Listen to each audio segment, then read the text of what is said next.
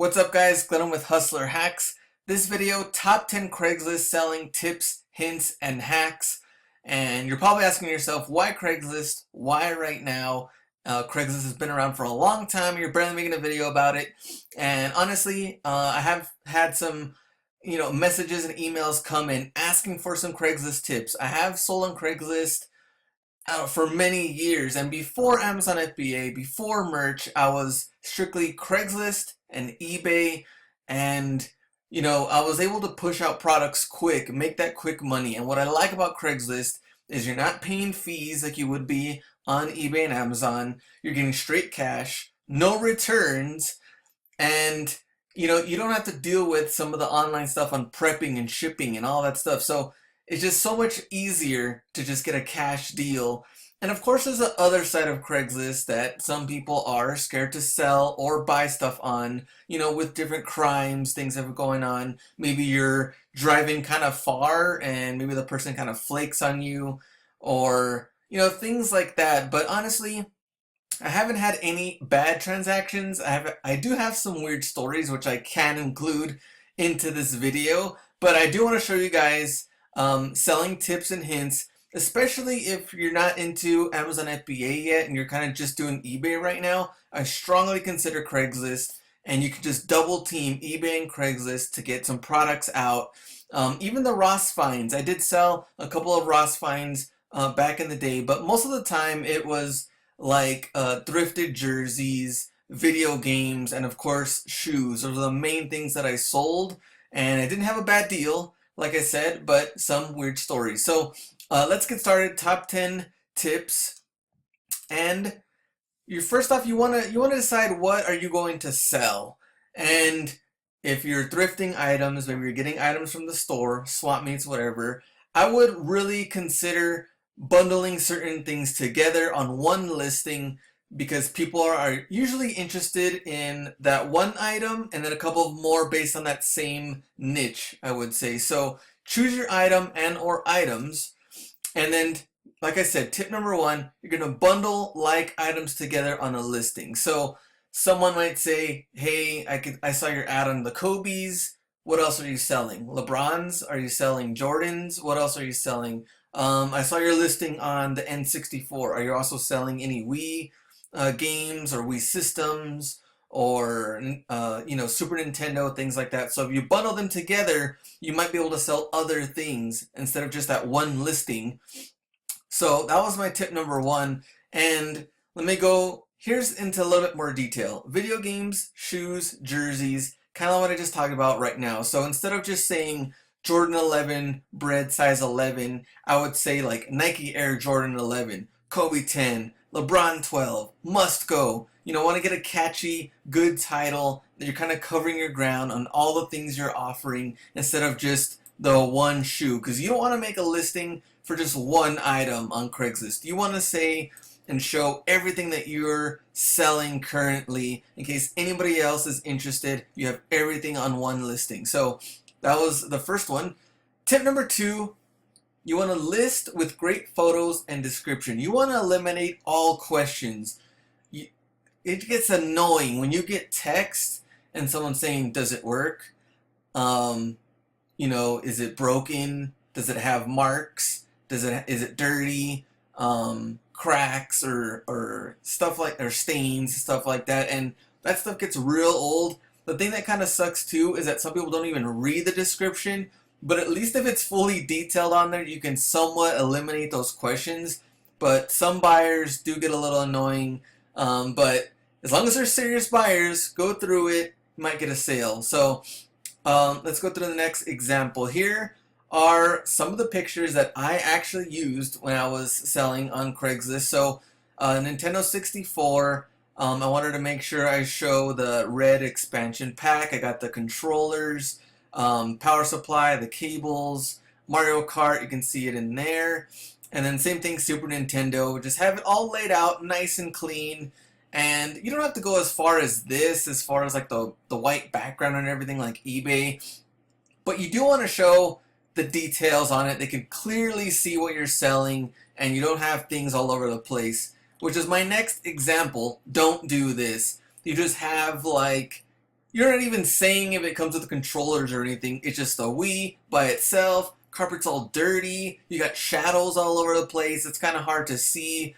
The cover is missing. You didn't notice that part, but you can see since it's cropped out, you can barely even tell on there. So, all the details aren't really there even on the photos. So, even if you do take a picture like this, don't expect to get the money you want because you're not even trying hard when it comes to like showing the pictures and the details on your item. So let's get into it a little bit more on the description. Actually, before we get to the description, let's say we're going to sell an item. So on Craigslist, here I am in El Paso. I want to go to for sale, and here's the things that are for sale right here. I want to go to the top right. I want to go to post. For sale by owner. Here we go. And we're going to be selling some video games. So I'm going to go to video gaming by owner. Continue, and now we have the full details, so you can put your phone number, all of that stuff if you want to go that route. Some people go with the email. We'll get into that later, but posting your title, something catchy, something you can grab people's attention on all the items you're selling, nice description, and of course we'll get into the photos after that, which I already showed you some examples. But the description, I want to talk about some of the details on there. So the posting title, retro video game systems, green N64. I put like Super Nintendo or SNES plus more, or things have to go for sale, stuff like that, or tested, works great, those type of words. So I'm selling my retro video game systems, all have been tested and work great. And then I go into a little detail. Original Jungle Green Nintendo 64 system includes Mario Kart 64, 2 controllers, red expansion pack, power supply, and cables. Ready to plug and play, works great, and then I'm going to put how much I'm selling it for. And there was my picture, so when they go to the picture they can see, there it is, looks good, looks clean, looks sharp. And then the next one, original Super Nintendo gaming system, includes TMNT, Turtles in Time, Primal Rage, Super Mario World, 2 controllers, power supply, cables, all the details. They see everything that they're getting. Ready to plug and play, works great. There's how much it costs, and you can see the photo there. Something that I used to do when I was doing the description, I used to do tags on the bottom.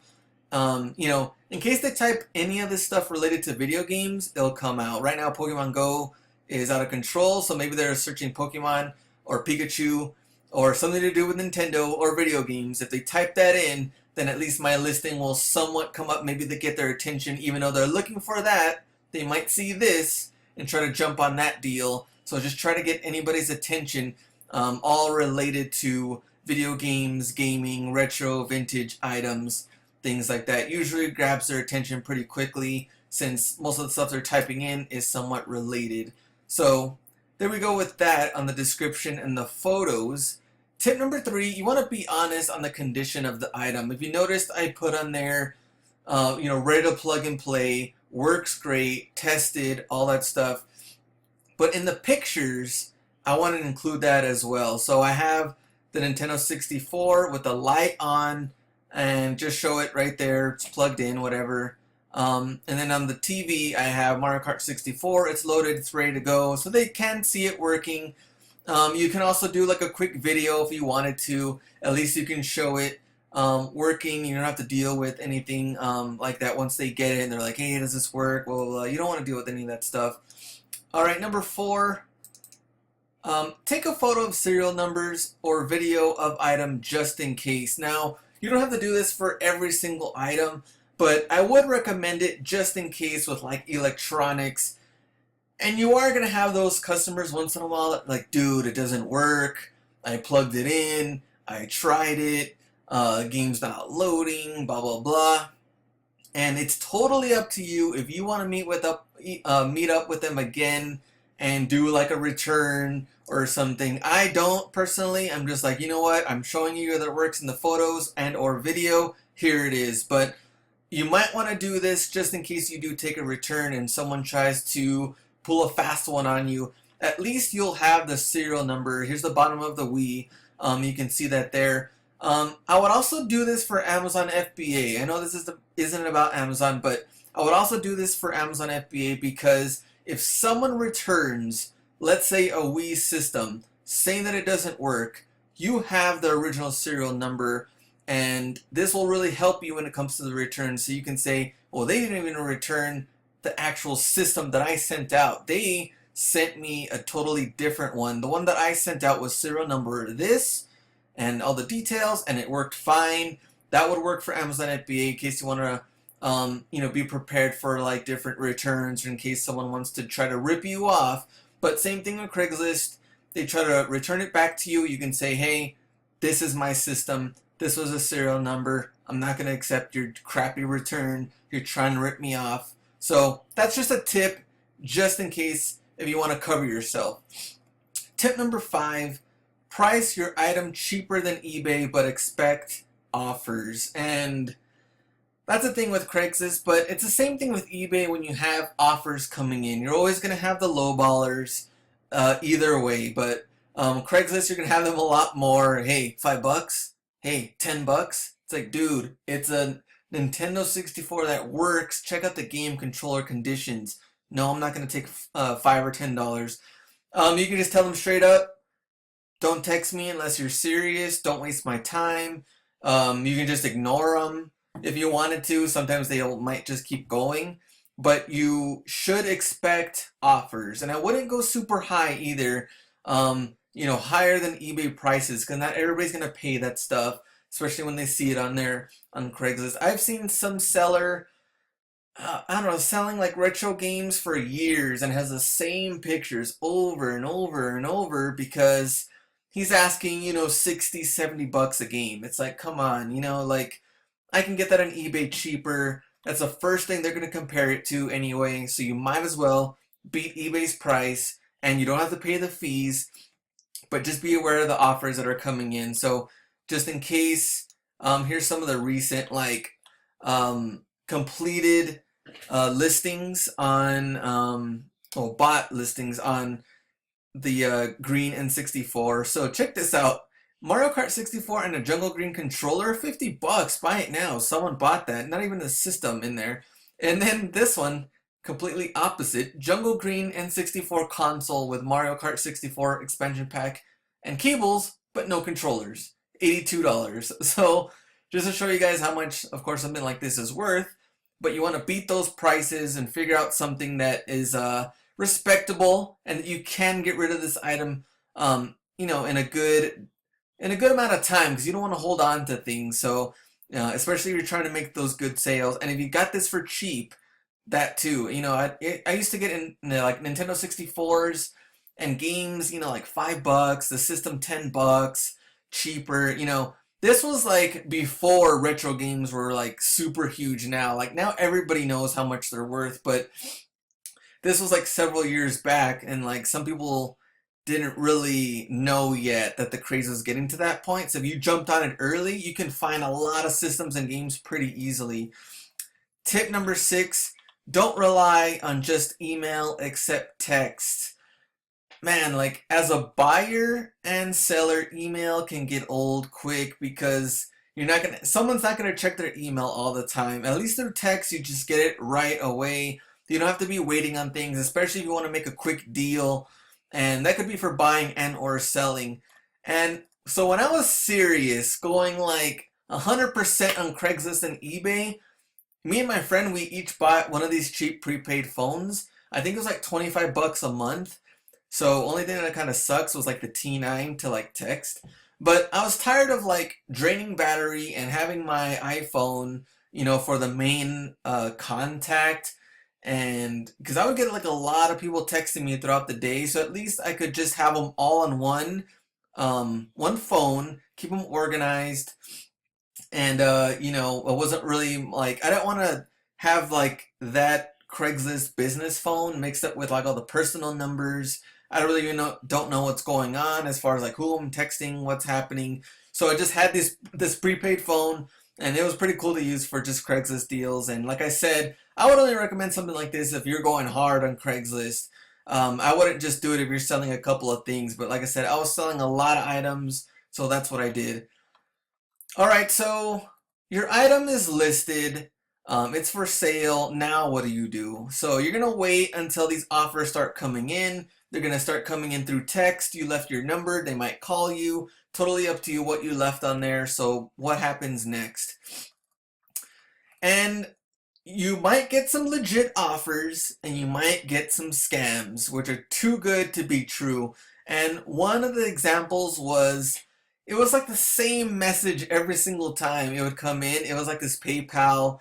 This is my PayPal example. So I'd get this like number that would come in and it would say like, "Hey man, totally interested in your green N64. You were asking for, let's say for example, 120." And they would say like, "You're asking for 120, I'll pay $200 right now." And you're like, why would someone offer $80 more than I'm asking for the same system? And then so you might respond to them, you might not, but the message also keeps going like, um, I can't meet up with you today, but I'll send the money through PayPal and I'll have one of my buddies pick it up from you, or something like that. It was very similar to those things. Don't fall for that kind of stuff. You know it's too good to be true. No one's gonna offer you $80 more than what you asked for. It's just ridiculous. And the sad thing is that some people do fall for it though. So it's better to just be ready for that kind of stuff because more than likely one of these messages will come in. Just don't be a victim to it and ignore it. You can tell them, don't text me ever again, something like that. All right, so let's say forget those scammers. You already ignored them. The right price comes in and they want to meet you today. What do? And you're going back and forth. You're talking about this green Nintendo 64 and like, hey, 120, all right, that's cool. What side do you live on? What side of town do you live on? Where do you want to meet and all this stuff. So, you guys are going back and forth. Well, let's say you guys agree on something right before you guys are done. I would clarify the price, location, and time before you do meet up with them. Make sure it is in writing that they know exactly what's going on because several things could happen. Number one, you tell them, all right, cool, I'll meet you at Starbucks. And then they're going to like the Starbucks on a totally different side of town. And then you're going to the Starbucks that you think they're going to, and it's on another side of town. Make sure you have a clear location. Same thing with the price. I'll talk a little bit about that too. And same thing with the time. You don't want to be waiting around. You tell them, hey, I'm going to meet you at 3 or 3:30, blah, blah, blah. And make sure you know. So this is what I would text them at the very end. I'd be like, okay, cool. So 3:30, Starbucks on Main Street for whatever amount of dollars, right? Ask them a question, right? So they understand this is exactly what's going on, how much they're going to pay, on what Starbucks you're going to, and they could say, yes, that's right, or yes, cool, see you there, yes, everything's good to go. So back to my example, when I talk about price. So one time I was selling some Jordan 10s and they were a little beat. I think I had them listed for like $80, I think, and the guy agreed to $80, right? So we meet up. It was one of the Starbucks. We meet up. We go, and we're outside. I opened the trunk. He's looking at the shoes. He's like, "All right, cool, blah blah blah." I'm like, "All right, we're good, ready to go." He's like, "Yeah." And he's like, "You know what, dude? Like, I know you said 80, but I only brought 60 with me. Like, is that cool?" I'm just like, is that cool? Like, we agreed on 80. Now you're coming out here trying to lowball me at 60 when we already agreed on a price. And I was like, no, that's cool, man. I'll sell them to somebody else. And then he's like, well, it's because, dude, like, I really want the shoe, and I only have 60. I thought you'd be cool with that. And I'm like, why would I be cool with it? We already agreed. I'm like, oh, it's cool, man. I was ready to close the trunk. I was like, it's cool, man. I'll just sell it to somebody else. Don't worry about it. And I was already getting in my car. Like, I was ready to leave. And this guy's like, no, no, it's cool. Let me see. I might have some extra money. Blah blah blah. Goes in his car, gets an extra $20, pays the full 80. You're gonna have people that are gonna want to try to like do this stuff to you, even though you clarify what the price is. Um, when you're also getting texts and things come in, you might get a couple of like low ballers and some other stuff that people will be like, okay, let's say the N64 was 120, pretty good deal. And someone says, hey, 60 bucks right now, I'll pick it up from you, blah, blah, blah. You say, nah, it's cool. I really want 120 for it. And they could say, like, really? You really want 120 for it? I can get it on eBay for 80 bucks. I would tell them, go ahead, get it on eBay. I have nothing to lose. And then, like, they would come back kind of mad, or just be prepared for the lowball stuff. People trying to work with the price, and that's just the name of the game, negotiating and all that stuff. But I wouldn't worry about it, but just make sure everything is clarified before you're gonna meet with somebody. So tip number 9, meet somewhere you are comfortable with. And you hear it all the time, people meeting at someone's house, people meeting, we gave Starbucks as an example, Walmart, the mall, anywhere like that. Meet somewhere you're comfortable. If you're going somewhere that you're not comfortable with, don't do the deal. Like, you have to be comfortable with your sales. If not, you're going to be worried about stuff. You're going to think a lot about it and be worried for nothing. But you got to make sure you're comfortable in your own environment and where you're going. So I wouldn't just meet somewhere wherever they say. Make sure it's somewhere that you're both compatible with and you're comfortable. This could mean any one of these places. And like for me, I never met somebody at their house. They never met me at my house. I wasn't comfortable with doing that, so I never did it. My brother has bought stuff on Craigslist at somebody's house. Chris, the Bonafide Hustler, he sells bikes and other items, and they just come over to his house. Both of them live in Austin. I think it's a totally different environment, I guess, and they're cool with it. And then, of course, the buyers and sellers are cool with it. If everything's good to go and you're comfortable, then cool. Do it at your house. Sell the item. Show them that it works. Whatever. I didn't do it. I mostly met at like Walmart was an example for sure. The mall, I did meet at the mall, and Starbucks. Those are the main 3 places. The mall, mostly because it was like in a central part of town. I didn't have to drive too far. It was kind of like easier for us to meet. And of course, there's a lot of people in the area, and you can even sell something. At least I did this, like food court area somewhere inside the mall, but you're not in an actual store, but you're also somewhere where there's a lot of like people, cameras. You don't think anything weird is gonna happen, so you're comfortable. Same thing with a Walmart. A lot of people right outside the Walmart, and Starbucks, the same thing. Another story. Let's get into the crazy stories. So Walmart one time, I was selling this guy, I think it was Super Mario All-Stars for Super Nintendo. I think I was selling it to him for like 25 or 30 bucks, something like that. And I told him I'd meet him at Walmart. I texted him, hey, I'm already here, blah, blah, blah. And I was standing outside the Walmart, and then like a car pulls up, and he told me in the text, hey, I'm in a Civic, blue Civic or whatever. And I was like, okay, cool. I was waiting there. Car comes up, it's blue Civic, and I look, and it's him. And he's just like, kind of waving me over. I had the game with me. I walk up, and I was like, hey, like Super Mario All-Stars. And he's like, get in the car. And I was just like, what? And he's like, hey, just get in the car real quick. And I was like, yeah, okay, well, I'm not getting in anybody's car. That just seemed weird. So I had the game in my hand. Like I said, I was like, Super Mario All-Stars. He said, get in the car. I was like, nah, it's cool. I'll meet you like on the side of Walmart. And then he was like, okay. And so he just kind of like drove over there. And then we just like met there on the side of Walmart, gave him the game, gave me the money. But I just thought it was really weird. Hey, get in the car. Like, I don't know who you are. I don't know this dude. Like, why would I just get in anybody's car? So kind of funny story there.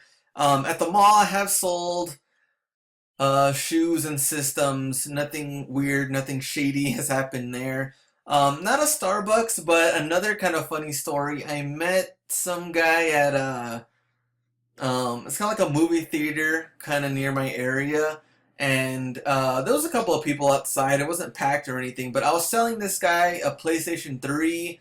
I think I got it at the pawn shop for like 60, and I was selling it to him for like 120. It worked. Everything was good. And so I met him, and I think I was already waiting like 10 minutes. I see him. He's walking towards me. He's like, PS3? I was like, yeah. And then I show it to him. He's looking at it and he's like, okay, cool. And he's like, so 120? I was like, yeah. And he's like, all right.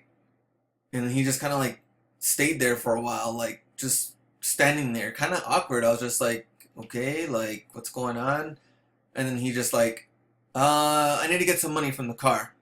And I was like, okay. So I just waited there, standing there. And then he just goes into his car and then he just left. Like that was it. He just took off.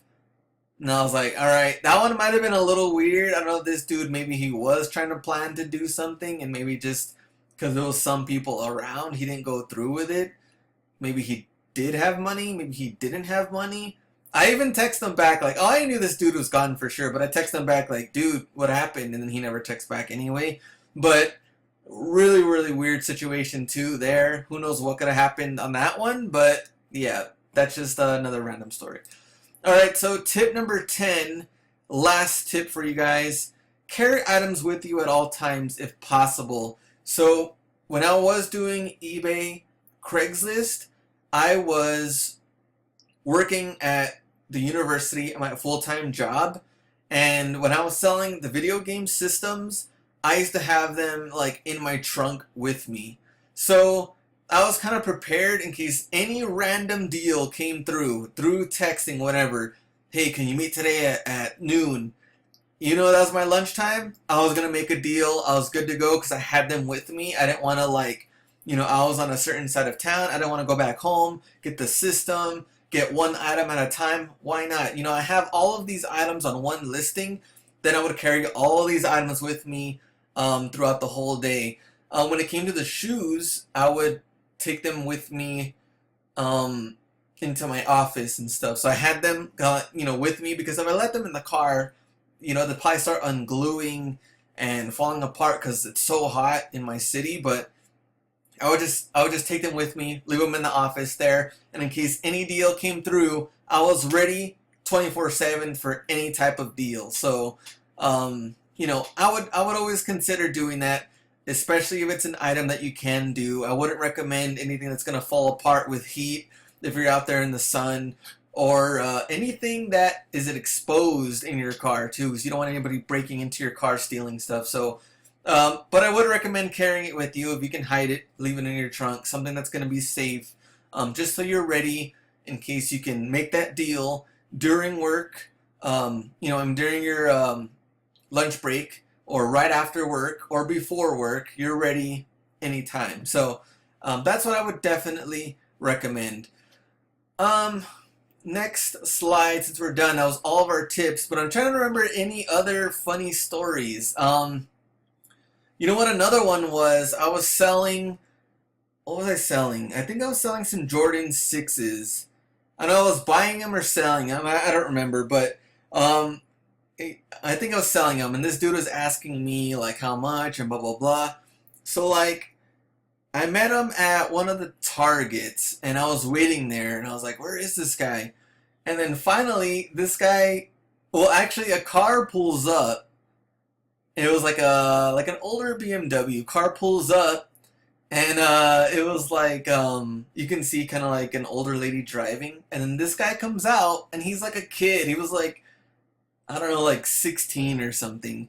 And I guess his mom had to drive him, or he maybe was 15, I don't know. But he looked young. Obviously, he had Jordans on, and he just tried to act all hard. Like, it was hilarious. Like, this guy was just kind of like, hey, what's up? Like, he tried to make his voice deeper, too, which is weird. He's just like, so, you got the shoes or whatever? Like, he was just trying to act all hard or something. I was like, dude, your mom brought you here. Why are you trying to act hard? Like, I don't get it. So, it was just kind of a funny deal. We ended up making the deal, whatever. But it was just kind of hilarious that I don't know, you never know who you're gonna meet, and in this case, and I guess his mom let him make some Craigslist deals, and drove him to make these deals too. Another one, I know there was another time I sold a PS2, and I was waiting for some guy for like 15-20 minutes already. And this dude, instead of driving, he decided to jog from his house. So that took a good while. I was like, what happened? And he's like, oh, well, I decided to jog over here and get like his workout while he went to go pick up the PS2. I'm like, dude, I don't have time to be waiting around. We set a certain time. This guy comes in jogging, and it's just kind of like weird characters you're gonna run into when it comes to Craigslist. Yeah, that happened. Anyway, those are my top 10 tips and a little bit of Craigslist stories, but I would definitely recommend getting into Craigslist if you're not into Amazon FBA or you're not into merch or other things out there. I would consider it, even if you want to like get rid of a lot of like the Ross finds. I know there's I've seen a couple of dudes selling like the fitted New Era hats that they've been getting at Ross. If you go to Ross, you can get those hats. Some of them are like $8.99, $9.99, and this guy has been selling them on Craigslist for like 20, 25 bucks. So that's a pretty good little side hustle if you can get those for cheap, buying them, of course, at bulk, $8.99, like I said, at Ross, and just selling them on Craigslist. Sell them for 20, 25 bucks and try to get a good little hustle out there. So I have seen someone doing that. Maybe something to consider when it comes to, they don't have to be thrifted finds. They could be Ross finds or even stuff you find at the store. Um, Back when like Frozen was going crazy, there was a lot of people selling Frozen dolls and those dresses and everything all over Craigslist during the Christmas time a couple of years ago. So you can do that too, but I would really consider Craigslist if you want to make some quick sales, not paying any fees. And of course, you're really focusing on eBay, but at least you can kind of double team two platforms and get the money that you want. So contact me, any questions, concerns, you just want to chill, contact me, hustlerhacks1@gmail.com is my email. Hustler Hacks on YouTube, which you're already watching me, but you can like, comment, and subscribe. And you can find me on Instagram at Hustler Hacks. Thanks guys for watching this video, and remember, go out and get it.